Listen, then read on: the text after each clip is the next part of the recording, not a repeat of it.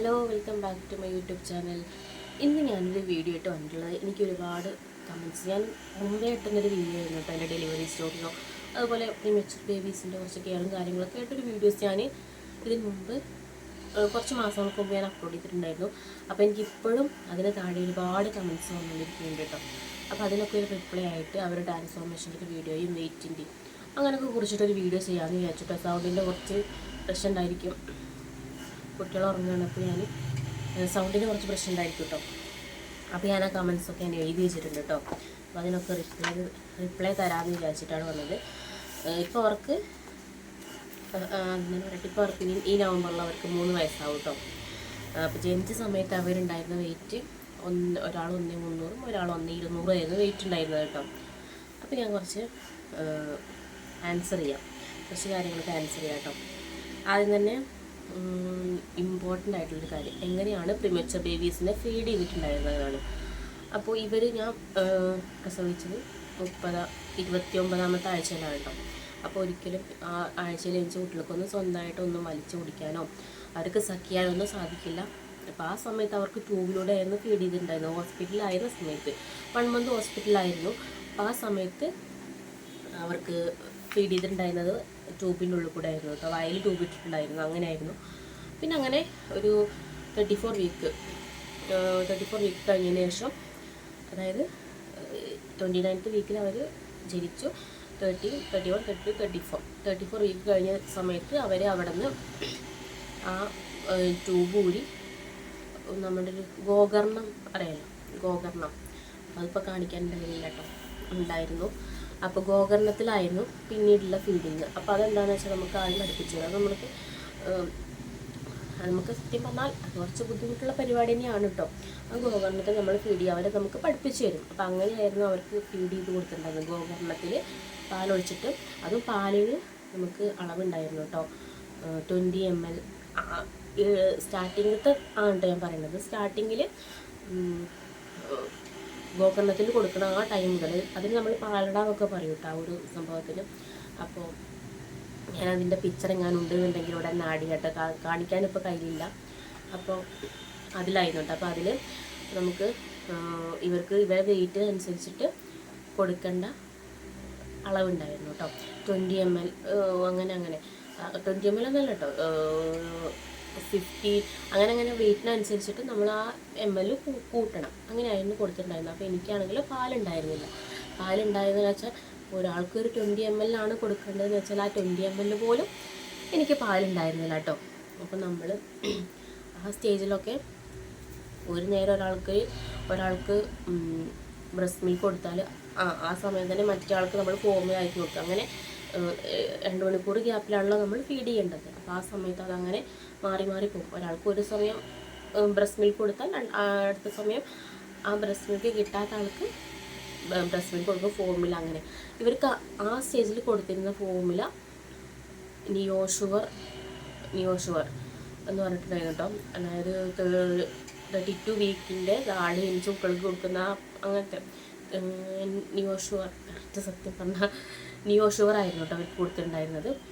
അപ്പോൾ അത് കൊടുക്കും. പിന്നെ വെയിറ്റ് വയ്ക്കാനുള്ള ഒരു പൊടി ഡോക്ടർ തന്നിട്ടുണ്ടായിരുന്നു കേട്ടോ. അപ്പോൾ അത് ഇവർക്ക് ഇതിൽ ഒരു പാക്കറ്റ് പൊടി നമ്മൾ ഒരു ദിവസം കൊടുക്കണം. അത് അറ്റ് ടൈമല്ല, അത് നമുക്ക് ഡോക്ടർ തരുന്നതാണ്. അതൊന്നും ഇപ്പോൾ നമുക്ക് മരുന്നിൻ്റെ പേരും കാര്യങ്ങളൊന്നും പറയാൻ പറ്റില്ലല്ലോ. അപ്പോൾ നമുക്ക് ഡോക്ടർ തരുന്നതാണ് ആ പൊടി. അപ്പോൾ അതൊരു ദിവസം ഒരു പാക്കറ്റ് കംപ്ലീറ്റ് ചെയ്യണം. അതെങ്ങനെയാണെന്ന് വെച്ചാൽ കുറച്ച് വേണം. അപ്പോൾ നമ്മളൊരു 2 മണിക്കൂർ ഗ്യാപ്പിൽ പാൽ കൊടുക്കുമല്ലോ. അപ്പോൾ ആ 2 മണിക്കൂർ ഗ്യാപ്പിൽ പാൽ കൊടുക്കുന്ന സമയത്ത് ഈ പൊടി കുറച്ച് ഇട്ടതിന് ശേഷം ആ ഒരു പാക്കറ്റ് അത് കംപ്ലീറ്റ് ചെയ്യാം. അങ്ങനെയായിരുന്നു കേട്ടോ. അപ്പോൾ ഇവർ ഡേറ്റ് ടു ഡേറ്റ് വെയിറ്റ് വെച്ചിട്ട് ഉണ്ടായിരുന്നു, കുറച്ച് മില്ലി അങ്ങനെയൊക്കെ ആയിട്ടായിരുന്നു കേട്ടോ. മോനായിരുന്നു മെല്ലെ സ്ലോ ആയിരുന്നു കേട്ടോ അവൻ്റെത്. വെയിറ്റ് വയ്ക്കണതും കാര്യങ്ങളൊക്കെ ആയിട്ട് സ്ലോ ആയിരുന്നു, ഭയങ്കര സ്ലോ ആയിട്ട്. എന്താ പറയുക, സ്ലോ ആയിട്ടൊന്ന് റിക്കവറായിട്ട് വന്നത് മോനായിരുന്നു. മോൾക്ക് കുഴപ്പമൊന്നും ഉണ്ടായിരുന്നില്ല. ആൾ കുറച്ചൊക്കെ ഫാസ്റ്റായിരുന്നു, വെയിറ്റും കാര്യങ്ങളൊക്കെ വെച്ചിട്ടുണ്ടായിരുന്നു. അപ്പോൾ നമ്മൾ ഈ ഫീഡ് ചെയ്യുന്ന ടൈമിൽ മെയിനായിട്ട് ശ്രദ്ധിക്കാം. കാരണം ഈ കുട്ടികൾ വൊമിറ്റ് ചെയ്യും, നമുക്ക് കൂടി വായിക്കൂടൊക്കെ വരും. ആ സമയത്തൊക്കെ നന്നായിട്ട് ടെൻഷൻ അടിച്ചിട്ടുണ്ടായിരുന്നു കേട്ടോ. അപ്പോൾ എന്നോട് ചോദിച്ചിട്ടുണ്ട്, ഒരാൾ ചോദിച്ചിട്ടുണ്ട് എൻ്റെ അടുത്ത് ഫീഡ് ചെയ്യുന്നത് എങ്ങനെയാണ്, ഇങ്ങനെ എനിക്കൊന്നും അറിയില്ല, അവർക്ക് പ്രീമച്വർ ബേബീസ് ആണെന്ന്. അപ്പോൾ നമ്മൾ അങ്ങനെയാണ് കെയർഫുള്ളായിട്ട് നമ്മൾ ഫീഡ് ചെയ്ത് ഗോകർണത്തിലാണ് ഫീഡ് ചെയ്യുക.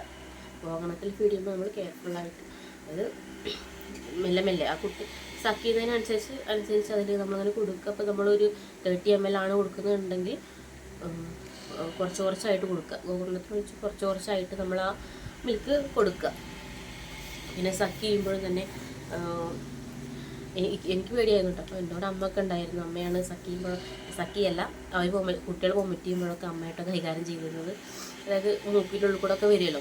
അപ്പോൾ അത് നമ്മൾ മൂക്കുന്നൊന്ന് നമ്മളതിൻ്റെ വായ കൊണ്ട് വലിച്ചെടുക്കുക. പിന്നെ നമ്മൾ കമഴ്ത്തി കിടത്തിയിട്ട് പുറത്ത് കൊട്ടി കൊടുക്കുക. അങ്ങനെ വൊമിറ്റ് ചെയ്യുന്ന സമയത്ത് കാര്യമായിട്ടപ്പോൾ പറയുന്നത്. അപ്പം അങ്ങനെ അപ്പോൾ മോൻ വെയിറ്റ് വലിയ ആയിരുന്നു കേട്ടോ വെച്ചിട്ടുണ്ടായത്. അതിൻ്റെ മെയിൻ കാരണം ഇവന് പാല് കൊടുത്ത് അപ്പോൾ വൊമിറ്റ് ചെയ്യും. അപ്പോൾ ഇടയ്ക്കിടയ്ക്ക് അവൻ വൊമിറ്റ് ചെയ്തുകൊണ്ടായിരുന്നു. അപ്പോൾ അതുകൊണ്ടായിരിക്കാം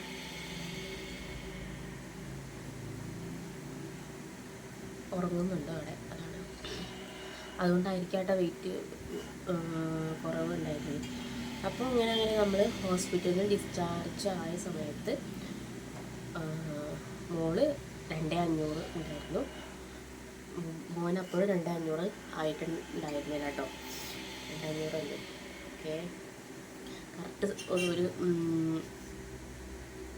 കറക്റ്റായിരുന്നു. 2500 താഴെ ഒക്കെ ആയിട്ടുണ്ടായിരുന്നുള്ളൂ കേട്ടോ. സോറി 2500 അല്ല. ഡിസ്ചാർജ് ചെയ്ത സമയത്ത് മോള് 1500ൻ്റെ മുകളിലായിട്ടുണ്ടായിരുന്നു. ഏകദേശം 2 എടുപ്പിച്ചിട്ടുണ്ടായിരുന്നു. മോൻ അപ്പോഴേക്കും അതായിട്ടുണ്ടായിരുന്നില്ല കേട്ടോ. അപ്പോൾ അങ്ങനെയൊക്കെ ആയിരുന്നു വെയിറ്റിൻ്റെ കാര്യങ്ങൾ. അപ്പോൾ നമ്മൾ ഹോസ്പിറ്റലിൽ നിന്ന് 1 മാസം കഴിഞ്ഞ് ഡിസ്ചാർജ് ആയി വന്നതിന് ശേഷം വീട്ടിലും തന്നെ നമ്മൾ 2 മണിക്കൂർ ഗ്യാപ്പിൽ പാൽ കൊടുക്കുന്നു. ഈ വെയിറ്റ് കൂടാനുള്ള പൊടി തന്നിട്ടുണ്ടായിരുന്നു കേട്ടോ. അതൊരു പാക്കറ്റാണ്. അപ്പോൾ അതും തന്നിട്ടുണ്ടായിരുന്നു. ആ പാക്കറ്റ് നമ്മൾ ഫീഡ് ചെയ്യുന്നതിനനുസരിച്ച് കുറച്ച് അതിൽ കലക്കിയിട്ട് അവർക്ക് കൊടുക്കുക. പിന്നെ വിറ്റാമിൻ മരുന്നുണ്ടായിരുന്നു, അവർക്ക് D3 ഉണ്ടായിരുന്നു, പിന്നെ അയൺ, കാൽസ്യം ഒക്കെ ഉണ്ടായിരുന്നു കേട്ടോ മരുന്ന്. പിന്നെ ഇവരെ വെയിറ്റിൻ്റെ റിക്കവറി എന്താണെന്ന് വെച്ചാൽ ഡെലിവറി കഴിഞ്ഞ് 1 മാസം കഴിഞ്ഞ് 2 മാസം കഴിഞ്ഞതിന് ശേഷമാണ് ഇവർ വെയിറ്റ് നന്നായിട്ട്, അതായത് നല്ല പ്രോഗ്രസ് കാണിച്ചു തുടങ്ങിയത് കേട്ടോ. ഒരു 90 നമ്മൾ 3 മാസം കറക്റ്റ് 3 മാസം കഴിഞ്ഞ സമയത്തേക്ക് രണ്ടാളും ഏകദേശം 3 കിലോനോട് അടുപ്പിച്ച് രണ്ടാളും ഉണ്ടായിരുന്നു കേട്ടോ. മോള് 3 കിലോൻ്റെ മുകളിലുണ്ടായിരുന്നു 3 മാസം കഴിഞ്ഞതിന് ശേഷത്തെ കാര്യം പറയുന്നത്. 3 മാസം ഇവർ 90-നായിരുന്നു നൂലുകെട്ട് ചടങ്ങൊക്കെ നടത്തിയിട്ടുണ്ടായിരുന്നത്. കാരണം 28, 56 ഒന്നും നമുക്ക് നടത്താൻ പറ്റിയിട്ടുണ്ടായിരുന്നില്ല, കുഞ്ഞു കുട്ടികളായിരുന്നല്ലോ. അപ്പോൾ 90-ന് ആ സമയമായപ്പോഴേക്കിന് മോള് 3ൻ്റെ മുകളിലുണ്ടായിരുന്നു വെയിറ്റ്. മോന് 2500-ൻ്റെ അപ്പുറം 3-നോട് അടുപ്പിച്ചിട്ടുണ്ടായിരുന്നു കേട്ടോ. രണ്ടാളും ആ സമയത്ത് വെയിറ്റ് ഉണ്ടായിരുന്നു. അത് കഴിഞ്ഞതിന് ശേഷം പിന്നെ നല്ല പ്രോഗ്രസ് ആയിരുന്നു. നന്നായിട്ട് അവർ വെയിറ്റ് വയ്ക്കാൻ തുടങ്ങി. പിന്നെ നമ്മൾ അപ്പോഴും ഫീഡ് ചെയ്യുന്നുണ്ട്. പിന്നെ ഇവരെ ഡിസ്ചാർജ് ആയി കഴിഞ്ഞ സമയത്ത് എൻഫാമിലായിരുന്നു വന്നിട്ടുണ്ടായിരുന്നു കേട്ടോ. ഇവർക്ക് കൊടുത്തിരുന്ന ഫോർമുല എൻഫാമിലായിരുന്നു. അത് ഞങ്ങളൊരു 1.5 വയസ്സ് വരെ ഇവർക്ക് എൻഫാമിൽ തന്നെയാണ് കേട്ടോ കൊടുത്തിരുന്നത്. നല്ല അത്യാവശ്യം റേറ്റൊക്കെ ഉണ്ട് കേട്ടോ ആ പൊടിക്ക്. എൻഫാമിൽ തന്നെയായിരുന്നു ഇവർക്ക് കൊടുത്തിട്ടുണ്ടായിരുന്നത്. പിന്നെ ബ്രസ്റ്റ് മിൽക്ക് കിട്ടുന്നതിനനുസരിച്ച് കൊടുക്കും. എനിക്കൊരു 8-ാം മാസം വരെയൊക്കെ ഇവർക്ക് ബ്രസ്റ്റ് മിൽക്ക് കൊടുക്കാൻ പറ്റിയിട്ടുണ്ടായിരുന്നുള്ളൂ. കംപ്ലീറ്റ് ആയിട്ട് ബ്രസ്റ്റ് മിൽക്ക് ഒന്നും വരുന്നില്ല നമുക്ക്. പിന്നെ ഇവർ കുടിക്കുന്നുമില്ല. ഇവർക്ക് ഈ ഫോമിൽ ഒരുപാട് കിട്ടിയിട്ടായിരിക്കും ഇവർ കുടിക്കുന്നില്ല. അത് കൊടുത്തില്ല, അതങ്ങനെ.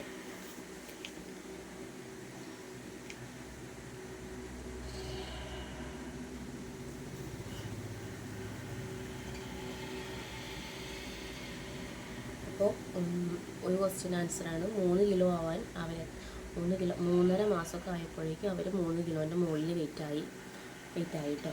പിന്നെ അവർക്ക് ഈ ഫോമിൽ കൊടുക്കുന്നതുകൊണ്ട് അവർക്ക് പോകുന്ന മോഷൻ്റെ അവർക്ക് വയറ്റുനിന്ന് പോകുന്നതൊക്കെ എങ്ങനെയായിരുന്നു എന്ന് നിങ്ങൾ ഈ പറഞ്ഞ പോലെ ഗ്രീൻ കളറിൽ ഉണ്ടായിരുന്നു. അപ്പോൾ അത് നോർമലാണ്. നമ്മൾ ഡോക്ടറോട് ചോദിച്ചിട്ടുണ്ടായിരുന്നു. അപ്പോൾ നോർമലാണ്, ഗ്രീൻ കളർ നോർമലാണ്. ഫോമിൽ കൊടുക്കുന്നതുകൊണ്ട് അങ്ങനത്തെ പ്രശ്നങ്ങളും യാതൊരു കാര്യം. പിന്നെ ഇവർക്ക് അങ്ങനെ ഒരു വയറ്റുനിന്ന് പോകുന്ന ഒരു മോഷൻ്റെ ഒരു പ്രശ്നം ഇതുവരെയായിട്ട് വന്നിട്ടില്ല. ഒരുപാട് ഗ്യാപ്പ് ഇട്ടിട്ടൊന്നും ഇവർക്ക് ഏകദേശം ഒക്കെ നോർമലായിരുന്നു, റെഗുലറായിരുന്നു കേട്ടോ. അതിനൊരു കുഴപ്പം ഇവർക്ക് ഇന്നേ വരെ ഉണ്ടായിട്ടില്ല കേട്ടോ. ഒരു 2 ദിവസത്തെ ഗ്യാപ്പ് അതിൻ്റെ അപ്പുറം ഒന്നും പോയിട്ടില്ല. അപ്പോൾ ഗ്രീൻ കളർ നോർമലാണ്.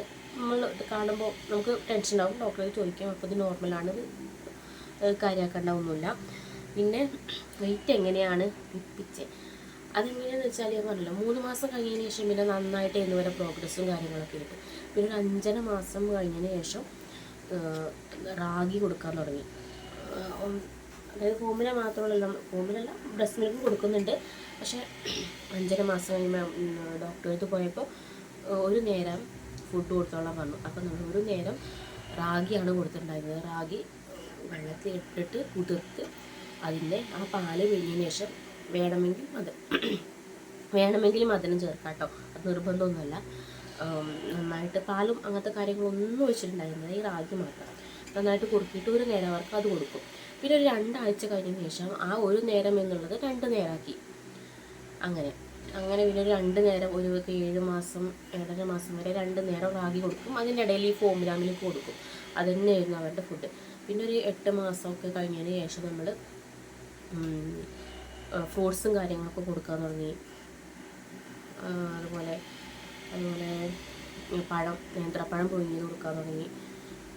പിന്നെ അങ്ങനെയൊക്കെ ഫുഡ് അങ്ങനെയൊക്കെ ആയിരുന്നു കേട്ടോ. പിന്നെ കാര്യമായിട്ട് ഇവർ വേറെ അങ്ങനത്തെ വേറെ കുറുക്കൊന്നും കഴിച്ചു. ഇവർ കാര്യമായിട്ട് കഴിച്ചിട്ടുണ്ടായിരുന്നത് ഇവർ കേട്ടോ. എല്ലാവരും വ്യത്യസ്തരായിരിക്കട്ടെ. ഞങ്ങളൊരു 2 വയസ്സ് ഒക്കെ 1.5 വയസ്സ് വരെ റാഗി കൊടുത്തിട്ടുണ്ട് കേട്ടോ. അധികം ഇവർക്ക് റാഗി തന്നെയാണ് കൊടുത്തിട്ടുണ്ടായിരുന്നത്. ഞാൻ പറഞ്ഞു ഞാനും അമ്മയും കൂടെ അവർക്ക് കൊടുക്കുക. അപ്പോൾ ഒരാൾക്ക് അമ്മ കൊടുക്കും, എൻ്റെ അമ്മ കൊടുക്കും, ഒരാൾക്ക് ഞാൻ കൊടുക്കും. അപ്പോൾ അങ്ങനെയായിരുന്നു കേട്ടോ. റാഗി തന്നെയായിരുന്നു ഇവർക്ക് അധികം കൊടുത്തിട്ടുണ്ടായിരുന്നത്. പിന്നെ ഒരു 10 മാസമൊക്കെ ആയപ്പോഴേക്കും ഇടയിൽ നമ്മൾ കുറച്ച് ഉച്ചയ്ക്ക്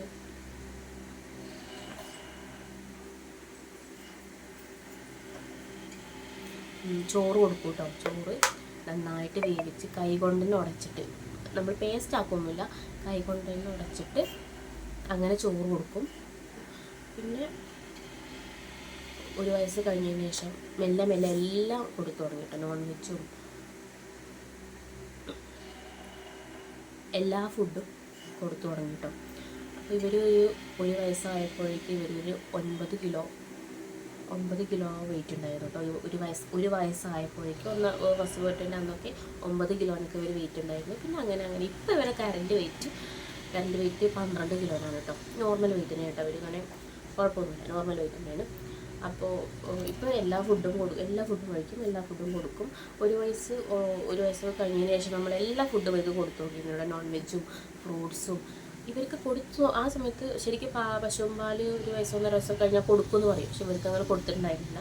ഇവർക്ക് ഇപ്പോൾ ഈ ഇടയായിട്ടാണ് പശുവിൻ്റെ പാല് കൊടുത്തു തുടങ്ങിയിരുന്നത് കേട്ടോ. അത് ഇപ്പോഴും ഇവർ ഫോമിൽ കുടിക്കുന്നുണ്ട് കേട്ടോ. ഇപ്പോൾ ഇവർ കുടിക്കുന്നത് ലാക്ടോജനാണ് കേട്ടോ. അപ്പോൾ ഇടയ്ക്ക് എപ്പോഴെങ്കിലും ചോദിക്കുമ്പോൾ കൊടുക്കും, അത്രേ ഉള്ളൂ. ഇപ്പോൾ ലാക്ടോജനാണ് കുടിക്കുന്നത്, അല്ലാതെ ഫുഡും കാര്യങ്ങളൊക്കെ കഴിക്കും, അങ്ങനെയൊക്കെയാണ് കേട്ടോ. അപ്പോൾ വേറെ മൈൽ സ്റ്റോൺസിനെ കുറിച്ച് പറയുകയാണെന്നുണ്ടെങ്കിൽ അത് ഞാൻ ഓപ്പോസിറ്റ് ആയിരുന്നു. കാരണം ഹോസ്പിറ്റലിൽ നിന്ന് മെല്ലെ റിക്കവർ ആയത് മോനാണെങ്കിൽ മൈൽ സ്റ്റോൺസിലൊക്കെ ആദ്യം മോനായിരുന്നു ഫസ്റ്റ്. അതായത് ആദ്യം അവൻ 1 വയസ്സ് 1ാം ബർത്ത്ഡേ കഴിഞ്ഞപ്പോഴേക്കും അവൻ നടക്കാൻ തുടങ്ങി. അതുപോലെ എല്ലാം ഫാസ്റ്റ് ആയിരുന്നു. ഒരു 7 മാസം കഴിഞ്ഞപ്പോഴേക്കും 8 മാസം കഴിഞ്ഞപ്പോഴേക്കും മുട്ടുകുത്താൻ തുടങ്ങി. അങ്ങനെയൊക്കെ 1 വയസ്സ് കഴിഞ്ഞപ്പോഴേക്കും ആൾ നടക്കാൻ തുടങ്ങിയിട്ടുണ്ടായിരുന്നു. പിന്നെ ഇവർ 1.5 വയസ്സ് കഴിഞ്ഞതിന് ശേഷം തന്നെ ഇവർ മെല്ലെ സംസാരിക്കാൻ തുടങ്ങി കേട്ടോ. ഇവരിപ്പോൾ എല്ലാം സംസാരിക്കും കേട്ടോ. നമ്മൾ പറയണത് മനസ്സിലാവും, എല്ലാ കാര്യങ്ങളും നമ്മുടെ ഇങ്ങോട്ട് പറയും, സംസാരിക്കും. ഇപ്പോൾ 1.5 വയസ്സിന് ശേഷം ഇവരുടെ ആ ഒരു സംസാരിക്കാനുള്ള ആ ഒരു മൈൽ സ്റ്റോൺ അത് ഭയങ്കര എന്താ പറയുക ഫാസ്റ്റ് ആയിരുന്നു കേട്ടോ. നന്നായിട്ട് ഇവർ നമുക്ക് കമ്മ്യൂണിക്കേഷനും ഒക്കെ കാര്യങ്ങളൊക്കെ അവരുടെ അടിപൊളിയാണ് കേട്ടോ. 1.5 വയസ്സിന് ശേഷം അതൊക്കെ ഒരു ഭാഗ്യം. അങ്ങനെയൊക്കെ ആയിരുന്നു. അപ്പോൾ ഒരുപാട് പേര് പ്രിമച്ചർ ബേബീസ് ആണെന്ന് പറഞ്ഞിട്ട് നമ്മൾക്ക് പറയോ പ്രിമച്ചർ ബേബീസ് ആണല്ലേ അങ്ങനെയൊക്കെ പറയുമ്പോൾ സത്യം പറഞ്ഞാൽ നമുക്കും ടെൻഷൻ ഉണ്ടായിരിക്കും. എന്ന് വെച്ചാൽ ഇവരെ സംബന്ധിച്ചിട്ട് ഇതുവരെ അങ്ങനത്തെ വലിയ കുഴപ്പങ്ങളും കാര്യങ്ങളൊന്നും ഇല്ല. പിന്നെ എൻ്റെ അടുത്ത് ചോദിച്ചിട്ടുണ്ടായിരുന്നത് എന്താ, അങ്ങനത്തെ കുറച്ച് ക്വസ്റ്റ്യൻസ് ഉണ്ടായിരുന്നു കേട്ടോ.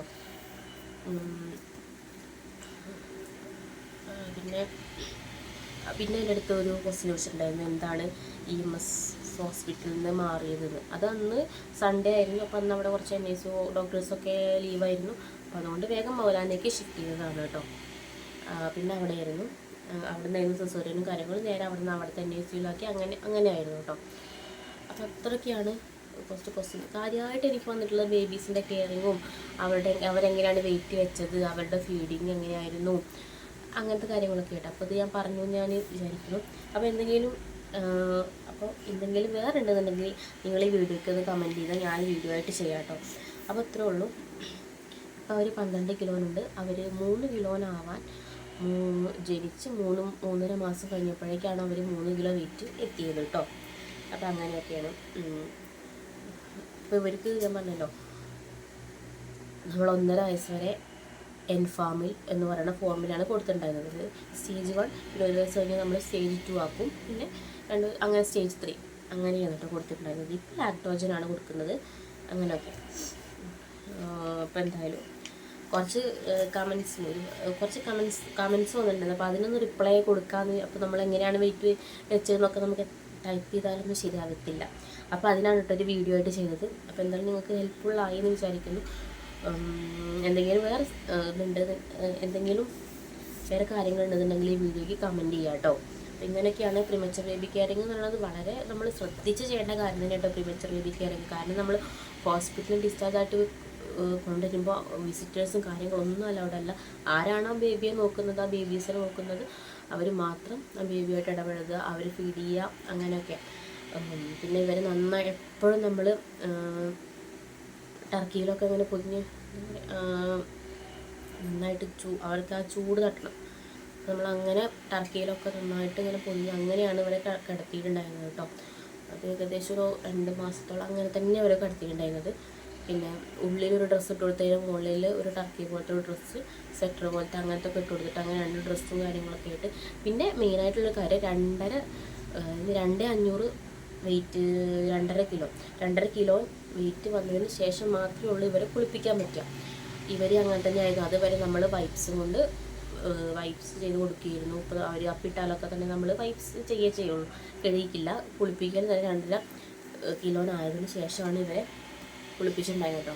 ഇവർ പിന്നെ ഒരു 3 മാസം കഴിഞ്ഞ് 3.5-4 മാസമൊക്കെ കഴിഞ്ഞതിന് ശേഷമാണ് ഞങ്ങൾ സത്യം പറഞ്ഞ വിസിറ്റേഴ്സിനൊക്കെ, അതായത് ഇവരൊക്കെ പുറത്ത് കാണിക്കാൻ തുടങ്ങിയിട്ടുണ്ടായിരുന്നത്. അല്ലാതെ വീടിൻ്റെ പുറത്തൊന്നും ഇറക്കില്ല. ഹോസ്പിറ്റലിൽ ചെക്കപ്പിന് കൊണ്ടുപോകാൻ മാത്രമേ ഉള്ളൂ പുറത്തിറക്കുക. അപ്പോൾ അങ്ങനെയൊക്കെയാണ് നാളെ കെയറിങ് മസ്റ്റ്. കാരണം ഇവർക്ക് വേഗം എന്തെങ്കിലും ഉണ്ടെങ്കിൽ അസുഖം പടരും. അതായത് പ്രീമച്ചർ ബേബീസാണ്, അവർക്ക് ആ ഒരു പ്രതിരോധ ശേഷി എന്ന് പറയുന്നത് കുറവായിരിക്കും. അപ്പോൾ നമ്മൾ അത്രയും കെയർ ചെയ്യണം കേട്ടോ. അപ്പോൾ നമ്മൾ ഒരു പ്രീമച്ചർ ബേബീസിനെ കെയർ ചെയ്യുമ്പോൾ അപ്പം ട്വിൻസൊന്നല്ല 4 പ്രസവിച്ചവർ അങ്ങനെയൊക്കെ ഉണ്ട് കേട്ടോ. നന്നായിട്ട് അങ്ങനെയല്ല, പക്ഷെ നമ്മൾ നന്നായിട്ട് കെയർ ചെയ്യണം. നമ്മൾ എത്രത്തോളം കെയർ ചെയ്യുന്നോ അത്രത്തോളം അവർ നന്നായിട്ട് റിക്കവറായിട്ട് വരും. അങ്ങനെയൊക്കെയാണ് കേട്ടോ. അപ്പോൾ എന്തായാലും ഇപ്പോൾ നോർമലാണ്, വെയിറ്റും കാര്യങ്ങളൊക്കെ നോർമലാണ്. പിന്നെ അവർക്കൊരു 8 മാസം കഴിഞ്ഞതിന് ശേഷം പല്ല് വരാൻ തുടങ്ങി. അങ്ങനെ ആ കാര്യങ്ങളൊക്കെ ഓക്കെയാണ്.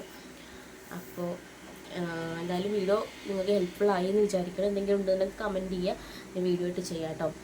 അപ്പോൾ എന്തായാലും വേറൊരു വീഡിയോ ആയിട്ട് വരുന്നത് വരെ എല്ലാവർക്കും ടാറ്റ. വീഡിയോ ഇഷ്ടമാണെന്നുണ്ടെങ്കിൽ ഒന്ന് ലൈക്ക് ചെയ്യുക, എൻ്റെ ചാനലൊന്ന് സബ്സ്ക്രൈബ് ചെയ്യാം കേട്ടോ. എല്ലാവർക്കും ടാറ്റ.